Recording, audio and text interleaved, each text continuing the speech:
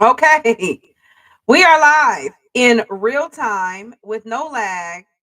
What's up, everybody?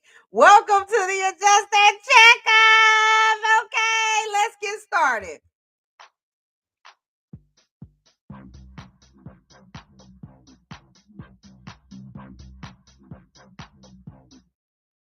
As you can see, I am ecstatic, happy, and you would probably think it's for no reason, but we are back, baby. We are back without lag, without technical difficulties, and it was the simplest fix. Had to call my IT expert and say, "What is going on? Why can't I get this together?" Come to find out, I had to change up my browser. Isn't it always something so simple? Isn't that how it always works? Anywho, we are back, baby. I'm so happy. I need some cheering or something, honey. Woo! Yay. So, if you are joining me this evening, thank you. If you're catching this in real time, thank you for hanging out. I know it's late, I know it's delayed, but I appreciate you greatly. All right. So, let's start. Let's talk about our topic tonight. Tonight, the title of this particular podcast of season 2, episode 10 of the Adjuster Checkup is The Perils of Adjusting Just for the Paycheck. And furthermore, yeah, if you're just in it for the money, you're not gonna make it. All right. So let's talk about it because here's the thing. You probably heard from somebody, or you got a friend, or it came through you through the grapevine somehow of what we do. Oh, they're helping people with claims. They're making all this money, hundreds of dollars a day. If you're working from home remotely, anywhere between $8,000 to $10,000 a month, especially we're talking about independent adjusting, you all. But it's still, it's still sustainable on the staff adjusting side too. If they're in the field, you probably heard of $1,000 a day, $30,000 a month, making $90,000 in 3 months, all the things, right? Yes, the money is there. It's absolutely there. However, if that is your only goal, um, you're not going to make it very far. And I'm going to tell you why.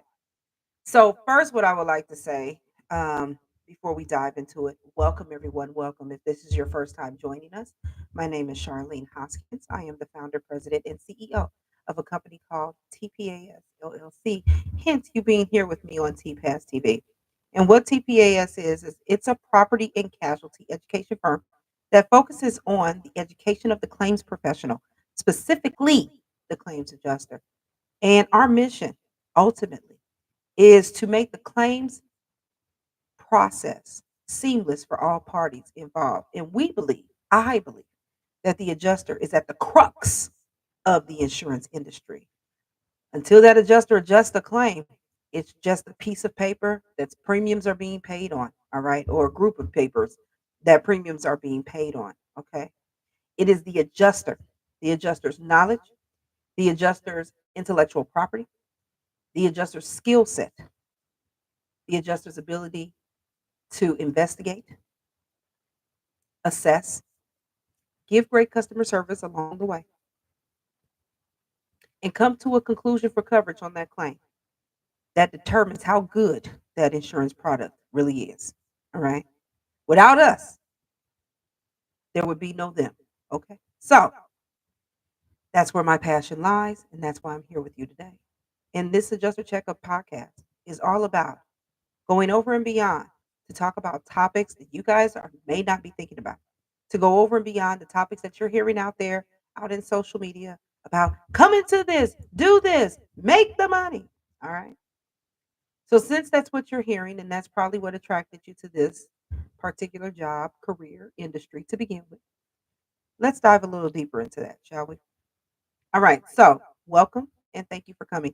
And if you weren't able, you missed the 8 p.m. debacle that I had and you weren't able to catch up, I hope that you enjoy yourself on this playback. Okay. Thank you so much for returning. All right. Now last episode we talked about, sometimes the things that we have to deal with adjusting while black, so to say. And now we're skipping over. We're talking about the pitfalls of just chasing that paycheck. Okay. So yeah, the common mindset is I just want the money. And I'll tell you this, that's what attracted me. I was working as a union organizer for the Texas State Employees Union. Great job. I had a negative reinforcement boss, and it wasn't working well for my personality. I grew up on kisses and hugs and kudos when you do a good job. And that's not what I was that was not the environment that was going on at the time that I was working. Um, however, Katrina came along and saved me. Saved my mother was working at Chrysler. She was helping to put together I think it was the Dodge Ram truck. She wasn't happy. It was breaking her body down. Um, so my aunt, she was doing something that she didn't like, and it was tearing her up. And my aunt got into it. She told my mom, and the call that I got from my mother was, "Hey, I'm down here in Mobile, Alabama. I left Chrysler. I've been here about either she said 3 days or 4 days, and she had a check for advance payment for $1,200." I was making good money at the time back in 2005. I had negotiated my salary, I think, to nearly 40,000 a year with it and benefits. So I thought I was winning. I was single, no dependents, nothing to worry about. However, I still wasn't satisfied. So it was the money that attracted me to begin with. Okay. 3, 4 days, $1,200. I was like, where they doing that at? All right. Let me get in on that. I applied for pilot. After they didn't call me after 48 hours or something, I started harassing them about after the fourth or fifth day of calling pilot nonstop, back to back, every single day. They finally told me to come on in, and that's how I got started. I started off at, I think we were making, I can't remember what the daily rate that we brought in back then, and it was on a daily rate. We weren't hourly back then like you all most of everybody is now. Um, all I know is every paycheck every week was $2,500. I had even filed exempt on my taxes. Okay, and I was bringing in $10,000 a month. That was the most money I had ever made. Is the most money that anyone I had known had ever made. So once I got in it and I started making the money, oh yes, I was like, listen, whatever these folks is doing up in here, I need to learn it as best as I can so I can keep doing it so I can keep making this money. All right. That was the goal. So the money attracted me. But what made me stay? What got me to the level that I am now is I realized very quickly that we were, I like to compare us to, just as important as a surgeon, just as important as when you go into the hospital and because of a car accident and somebody's got to put Humpty Dumpty back together again. That's what we basically do. We are disaster recovery. We are meeting people at their worst. And our job is to do everything that we can to help them go back to square one, to be restored during their loss. And that is what made me stay. That's what made me go over and beyond just the bare minimum of what I needed to know just to be able to be deployed every storm or whatever the case may be. That's what gave me a mindset to be excellent. Okay. When, especially because I started during Katrina, and I started when I first started working claims in Katrina, I was working contents claims. So it was very personal. It's a lot different working contents claims than it is structure claims. Structure claims, it's like wham, bam, thank you, ma'am. You're in, you might be at the house depending on the loss. Most houses, you're not there for more than 30 minutes to an hour to do the inspection, do your diagram, measurements, whatever. Now it's even less than that because you got Eagle View doing the measurements. We didn't even have Eagle View back when I started. Okay, let me tell you, we did contents on a spreadsheet, but that's a topic for another day. Um, but when it comes to personal property contents claims, it takes a lot longer. It can take days. It could take weeks, and depending on how extensive their loss is, how much you're able to work with them, it could take months. And so you end up building rapport with your insureds. You end up having a professional kind of personal relationship with them. You get to really know them. And I during Katrina, I had grown men breaking down on the phone and crying. And what gave me the most joy was when I was done and I gave them whatever the settlement was, or whatever. Most everyone that I settled with just thanked me immensely. Thank you so much. Thank you for your help. I don't know what we would have done if we would have got somebody else, or if they got transferred to me because another adjuster wasn't doing the job right. And I helped to make the process easier. That's why I stay. And I tell all of my new adjusters this every single time. I said, your why has to be bigger than the money, because you will get to a point. And for those who have never been deployed, you haven't been making that money yet, or your deployments have been sporadic and it hasn't just been on a regular, consistent basis where you're just grinding out, right? You're not going to believe me when I say this, but you are going to get tired of making the money. You're going to say, forget this money. I'm tired. I just got done wrapping up a an instructor guided licensing course, right, this week. And at the last day, I kind of got on them because we were doing practice, going through some practice stuff, and I was quizzing them, and they just were not responding the way that they should have been after all of this good teaching they got. And I lectured them about it. I'm like, listen, right? This is somebody's claim that you're dealing with. This industry is unlike anything else you've ever experienced. Because see, even a surgeon, once they fix you up in the hospital and stitch you up, walks away, right? And eventually you'll walk away from these claims. But when I tell you, you are in these people's lives until that happens. And do you know people have literally gotten so stressed out about a claims process and who they had as an adjuster and how crappy they were and how they were talking to them and how they weren't returning their phone calls or their emails, that you have had that I have known of insureds who literally stroked out, heart attacked out, and died in the middle of the claims process. You want to be the adjuster to kill your insured? Now you'll never go to jail for it, but that's what you did. You stressed them out to no end. So your why has to be bigger than the money, because you're going to get tired of making the money. You ain't going to care nothing about it. You're going to have so much of it because you're going to be working so much. You won't even have time to spend it. I used to drop 2 grand, 3 grand on a 30-minute shopping trip because I worked from 7 a.m. to 7 p.m. every day, including weekends and holidays. And I did that for years consistently without a day off. It has to be bigger than the money. So what you gonna do when you get tired? Because that's what they told me. Well, Charlene, we're just so tired. I said, you've done 8 hours.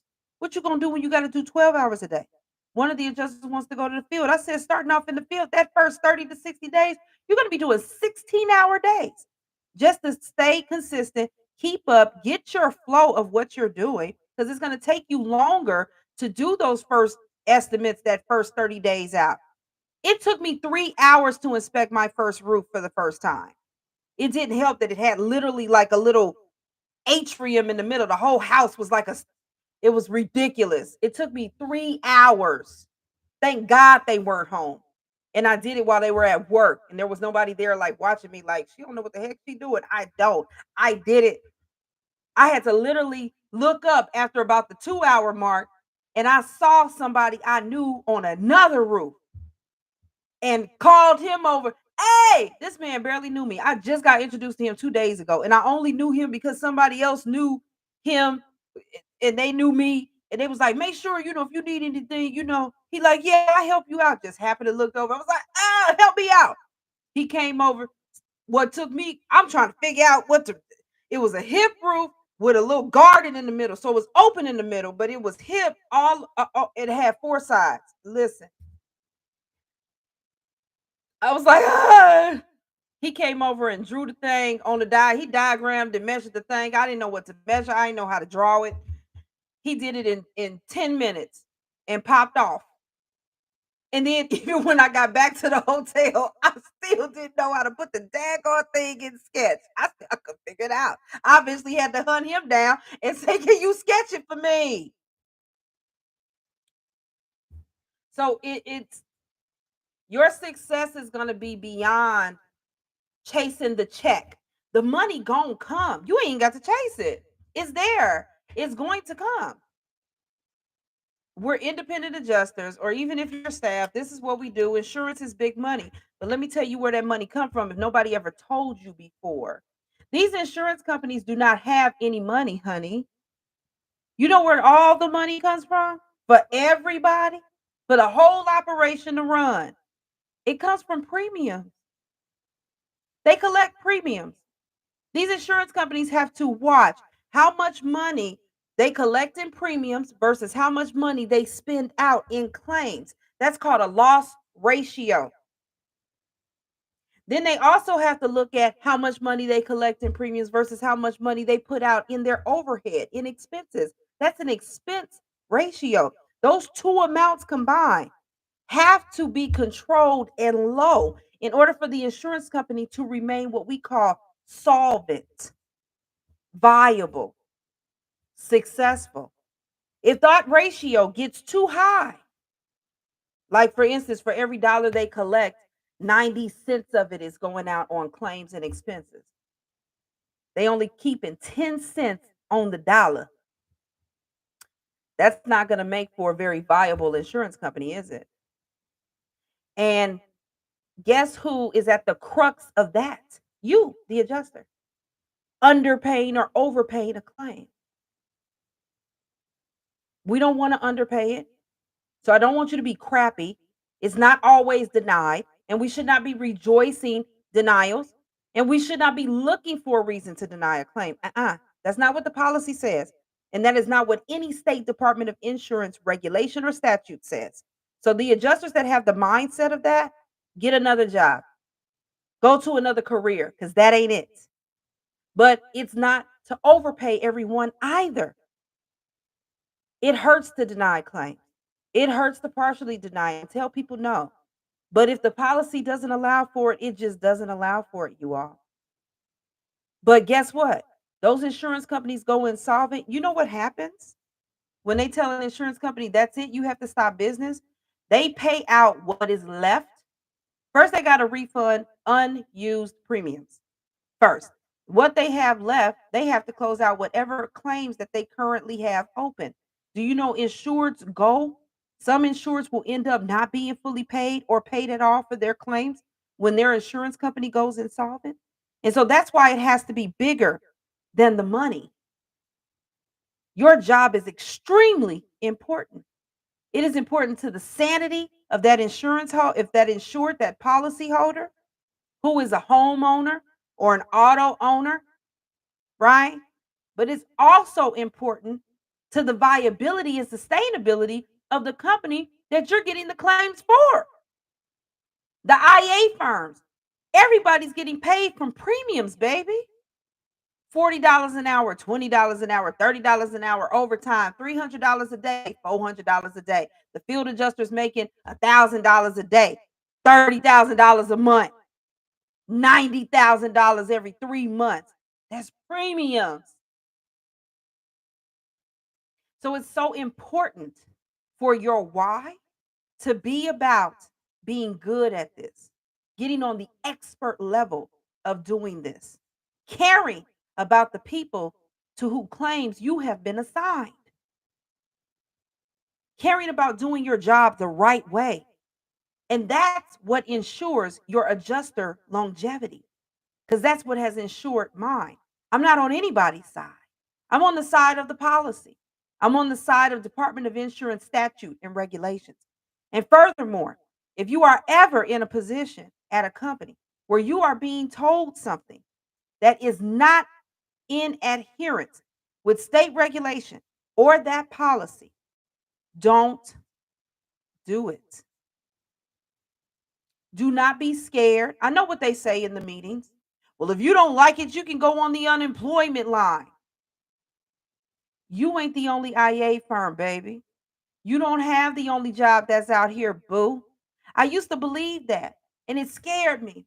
And I allowed myself to be treated improperly, to be undervalued at my job because I was scared until I realized, hold on, I'm at the level now where I can go somewhere else and somebody else will appreciate this intellectual property that I have.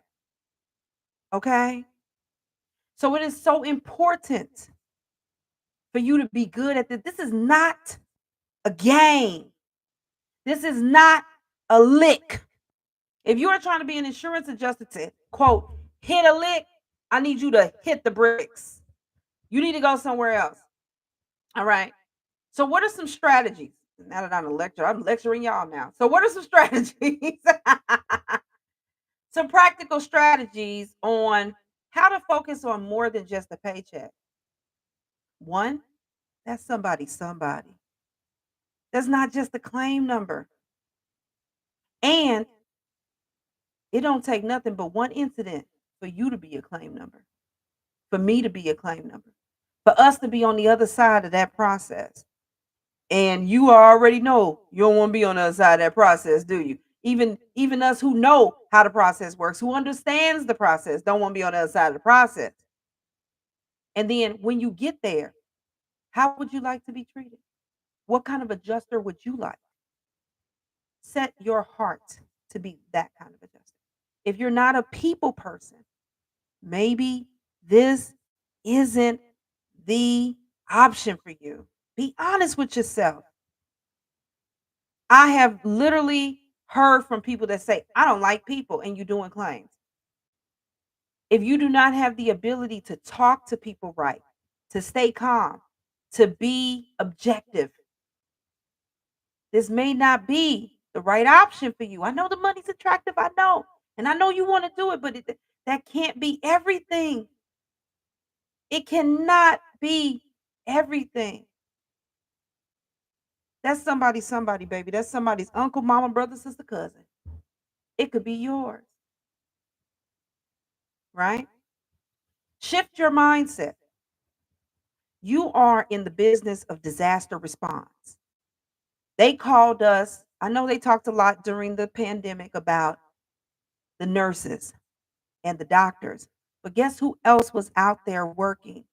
We were, because Mother Nature still was doing her thing. There were still tornadoes, there were still hailstorms, there were still hurricanes, they were still your average everyday kitchen fire, there were still car accidents, there were still wildfires, floods, pipe bursts, freezes, collapse of weight of ice and snow. All of those perils still existed, and we had to respond. I was working in the field during the pandemic. I was in New York, I was in Detroit, I was in Texas, I was in Florida with a mask on and gloves and everything else, trying to protect myself while serving policyholders. And I did that, yes, so that I could take care of my family and sustain my lifestyle, absolutely. But also because I cared. I care about being a good adjuster, about doing a good job, reading the policy and really getting to know it and understand it so I can interpret it properly so that I can find and provide the coverage that is owed so that I can make sure that a claim is not being over or underpaid, but being paid just right. Think of it like what was the little story? There's my porridge is too hot, my porridge is too cold, my porridge is just right. Who was that with the little bears? I don't know why I can't remember. It's a common story. But yes, you got to be like her. It got to be just right. Not too hot, not too cold, not too much, not too little. All right? And here's the long-term benefits of that. Once you set your mindset to be like, okay, I'm a helper, I'm disaster assistance, I'm emergency response. You are the liaison. between their policy with their insurance company, right? And them. That's what you are. You're the middleman. They don't know how to interpret the policy. The policy doesn't know how to help them interpret it. And that's what we're here for, because agents are not trained on how to read and interpret policy. They're only trained on how to sell them. And we already know statistically 60% of the homeowners, just homeowners in America, are underinsured. 60%. That's 6 out of 10 people already don't have enough insurance coverage, but they think it's covered. It's not covered. Not like you think it is. All right. You got a policy. People just think, I got a policy. It's all, it's, you've got to be the one to break the news to them. So, how are you going to do that? Are you going to handle them with kid gloves and care, grace, and mercy? Are you going to treat them like another number? Right? The long term benefit of it is when you are good, you are seen, you are noticed. Customer service scores are good. Your policy interpretation is good. Your estimatics is good. You're making good coverage decisions. You're churning and burning the claims out without a lot of friction. That sets you up for leadership roles like team lead, supervisor, manager, maybe, trainer. All right. And that sets up your longevity. That sets you up to be on the top list of your store managers. You're plugged into their phones. You're the first ones that they call in when there's a disaster. You're the last ones to leave. That is the long term benefits, because what you want is for this to last, correct? I'm hoping that's what you want. And as long as you want it to last for as long as you desire, let me say it like that. If your true desire and your true passion is to open some business and do something else, there's nothing wrong with that. There's nothing wrong with that. You should absolutely pursue that. But it's going to take some seed money, isn't it? To save up. And you got to still sustain yourself and take care of your bills all at the same time. You're not going to do that with a quick one or two storms. You think $90,000 is a lot until taxes come out, okay? Child, until taxes come out. And then you got to play catch up. If you just started this, you already behind, right? It's going to take you about some people 2 to 3 months just to catch up and break even from the debt that you're currently in. Then you can start saving. And you got to be wise about it, because again, you save, but you also got to still pay them bills. They come every month. They don't stop. So it's going to take you a while. So how are you going to stay in this if you're not talking to people right? You don't care. You're doing the bare minimum. So you got A to F performers in life, just like grades in school. You got A adjusters, B adjusters, C, D, and F adjusters. You better not want to be no C, D, or F adjuster. You better strive for A and B's, honey. All right. Okay, so adjusters who have taken this approach, there's a ton of them. Most of the adjusters I've trained, which is something that actually happens very rare in this industry. The people that I train on their first storms end up being team leads, just like I was. End up being in the field. Most new field adjusters don't make it past 30 days. The ones that I train end up closing the storms out, going 60, 90 days. But it's because what I'm telling you now is this what I feed into them for every class. It's got to be, it's bigger than you. I said that last week. It's bigger than you. It's bigger than me. Right? Keep your eye on the big picture. The big picture is the better you are, not only do you look good as an individual, but think about it from your insurance carrier or the independent adjusting firm standpoint, right? The better the adjusters are, the better quality work, the happier the insureds are. Claims are getting done properly the way that they're supposed to. Makes the insurance company look good because they're held to a certain standard. They can't have a bunch of claims out there that aren't closed and that are just churning and churning and being delayed because nobody's making a decision on them. People start complaining to the Department of Insurance, and that's when I start getting put on them, and they can get put under investigation, and that can also lead to that insurance company being deemed insolvent. The insurance company is not the one who makes a decision whether they stay solvent or not. Oh no, it's the Department of Insurance and their regulators that make that decision, right? So if the insurance company goes out of business, then the IA firm has one less client and you got less work. So all of this is about the bigger picture, and you cannot take your eyes and your mind off of that. All right. So anytime you're thinking of anything, you need to think of it from that angle. All right. I look good, you look good, we all look good. Help me, help you, help us. Okay. In the words of the movie Jerry Maguire. Okay. Show me the money. And that's when the money's gonna come. Focus on being good. Focus on getting your training up. Focus on getting your skill sets up. Do you know how to read the policy? Or do you just go off of what some manager, what some team lead told you? What if they're wrong? I have had to fight file examiners for coverage before because they misinterpreted the policy. And turns out I was right. And they gave me coverage or gave them coverage. They allowed it. They was wrong because they misinterpreted the policy because they went off of what somebody had told them and they just went on down the line. You'd be surprised how many people, even in management positions, do not know how to interpret that policy or do not know how to work Exactimate thoroughly. When you do your supplements, do you even know how to do a comparative estimate? Do you even know what you're doing? Do you know what they're doing? Okay. And if you don't, it's okay because it's a skill set that you can learn. How fast do you type? How quickly are you getting those notes in? Are you documenting every file or are you delayed? You playing catch up? I will put the notes in tomorrow. Tomorrow never comes. Listen, I've been there. I can talk it because I've done it. All right. I know. Listen, the only difference between you and me is that I've made more mistakes because I've been here longer. All right. That's it. I came with no knowledge. I didn't have any construction knowledge. I didn't have any insurance knowledge. I didn't know nothing about no cars. I didn't have no uncle, daddy, cousin, brother. There was no nepotism for me to hook me up with a job. We all came in at the same level. My mother been here 2 weeks longer than me. All right. Shout out to Deborah Johnson. Okay. The real one. All right. So just to summarize our main points, if we even had any. Okay. No, seriously.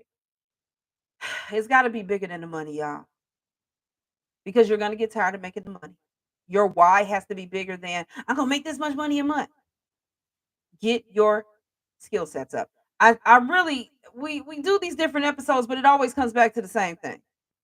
Knowledge, intellectual property. You got to invest in yourself and invest in your own education.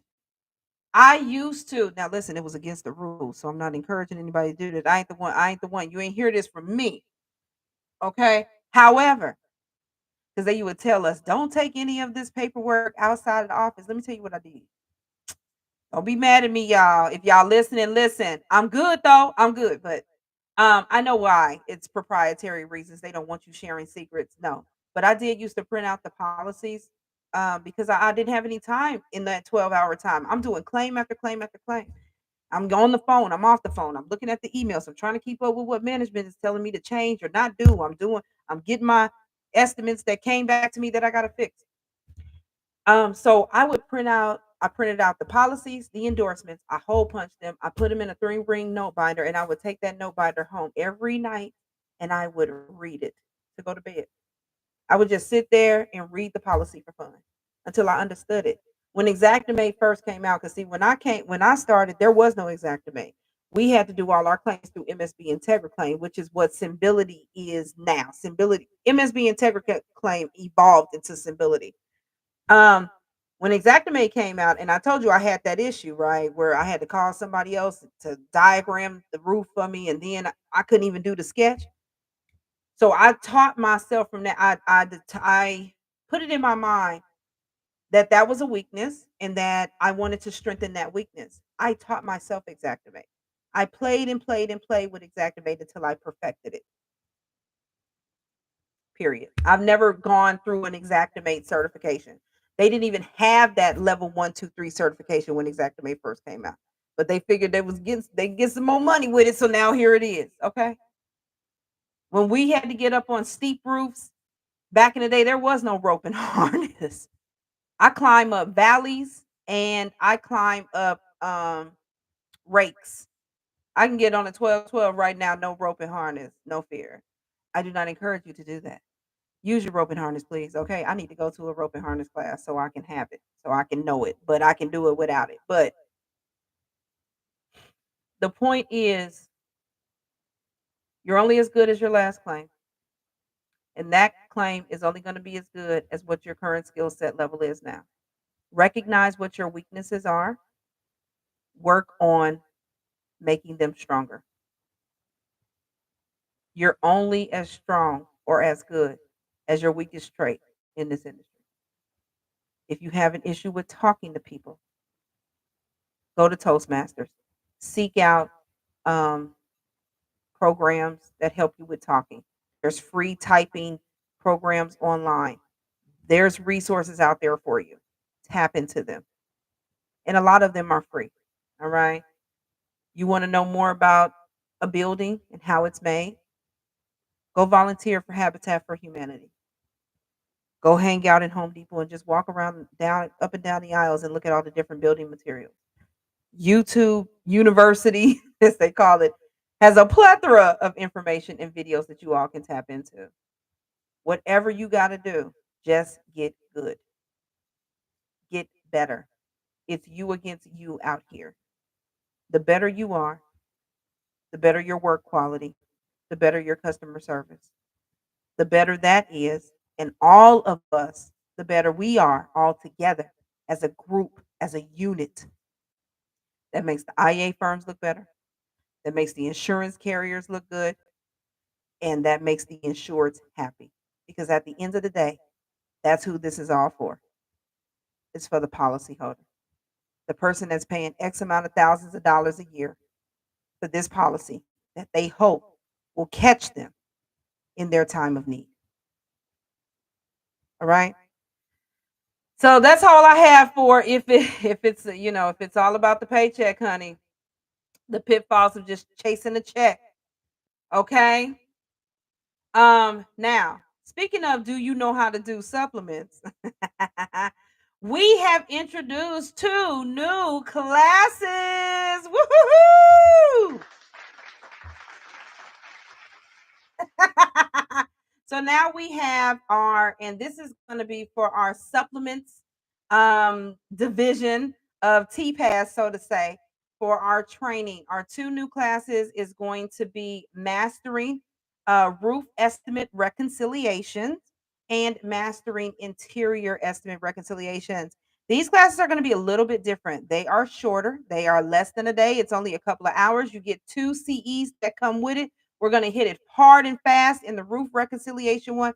We're going to go over how to look at the differences between what the contractor sends in versus what the adjuster did when they were out. What are the common differences that are missed on roof estimates that can help you get to an agreement with that contractor so you get that supplement done, honey, make a decision and close that claim, issue out their supplement money and get her done, right? Including how to do a proper comparative. And we will be doing that using Exactimate. And the interior reconciliation course will be exactly the same, just instead of roofs, we're going to be talking about reconciling interior estimates. Okay. And stay tuned because we're going to have 2 more that I'm going to be rolling out about water mitigation.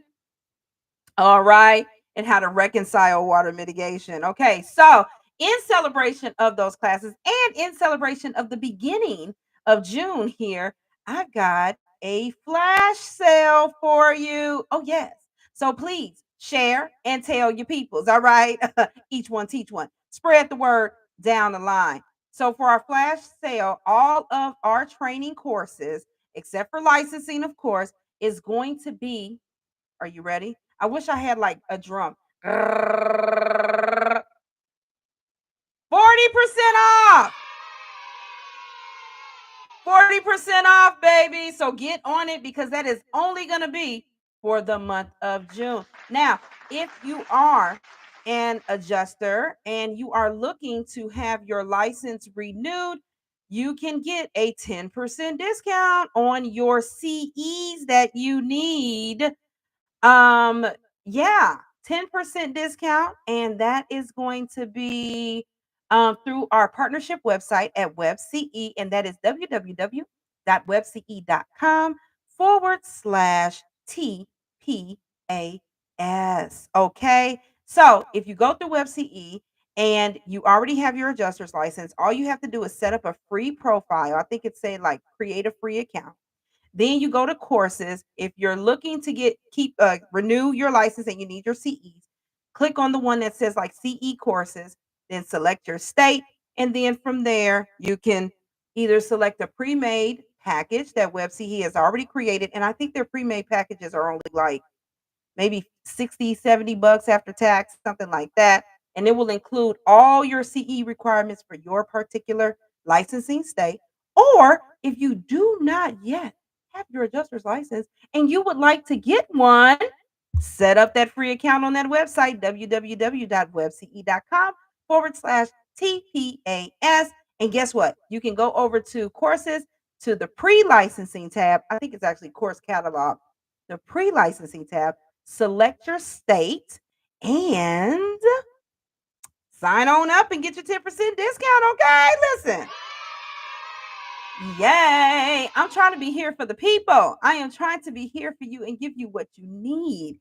Now, I think we have a few more adjuster checkup episodes. This is episode 10. We only have 3 more left, you all.